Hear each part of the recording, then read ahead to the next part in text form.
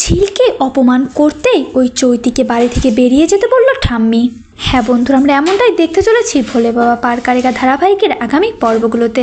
একদিকে রায়পূর্ণার অহংকার আর চৈতির চাল, আর অন্যদিকে ঝিলের সরলতা আর গানের মায়া। প্রশ্ন হচ্ছে, রায়পূর্ণা কি এই অপমান সহ্য করে বাড়িতে থাকবে নাকি বেরিয়ে যাবে বাড়ি থেকে? আর এদিকে সাক্ষ্যই বা মিলিকে আলাদা করে হঠাৎ কেন কথা বলতে চাইলো?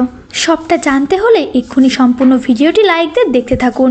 আর পরবর্তী সকল পর্বের আপডেট পেতে হলে আমাদের চ্যানেলটিতে সাবস্ক্রাইব করে রাখুন। গল্পের শুরুতে আমরা দেখতে পাই রায়পূর্ণা প্রচণ্ড ক্ষুব্ধ হয়ে রয়েছে। সে কিছুতেই মানতে পারছে না যে একই স্টেজে তার সঙ্গে ওই ঝিলও গান গাইবে।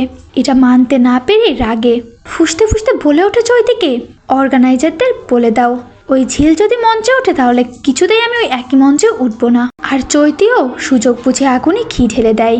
সে রায়পূর্ণাকে কথা দেয় যে সে এমন একটা ব্যবস্থা করবে যে ঝিলের রিহার্সালই বন্ধ হয়ে যাবে। অন্যদিকে ঝিল, সে তো নিজের বন্ধুদেরকে নিয়ে গানের অনুশীলনে ব্যস্ত। নিজের হাতে বন্ধুদের জন্য খাবার রান্না করেছে, তবে বন্ধুরা সংকোচের জন্য তেমন কিছুই খেতে পারছে না। ঠিক তখনই সেখানে আসে সাক্ষ্য আর তাদেরকে অনুরোধ করে বলে ওঠে, তোমরা এরকম করো না প্লিজ, নিজেদের বাড়ি ভেবে সবটা খেয়ে নাও। ঝিল তখন হেসে বলে ওঠে, আগে রিহার্সালটা শেষ হোক, তারপর সকলে মিলে একসঙ্গে খাবো। রিহার্সালের মধ্যে সাক্ষ্য এবং মিলির মধ্যে একটা নীরব চোখাচোখি হয়। সাক্ষ্য মজা করে বলে ওঠে, এত চুপ কেন, আমার সঙ্গে একটু কথা বলো। মিলি মুখে কিছুটা লজ্জাটে ভাব নিয়ে কথার উত্তর দেয়। সাক্ষ্য বলে বাইরে গিয়ে তার সঙ্গে 2 মিনিট কথা বলতে। তাদের দুজনের এরকম আচরণ যেন একটা গোপন সম্পর্কের আভাস দিচ্ছে।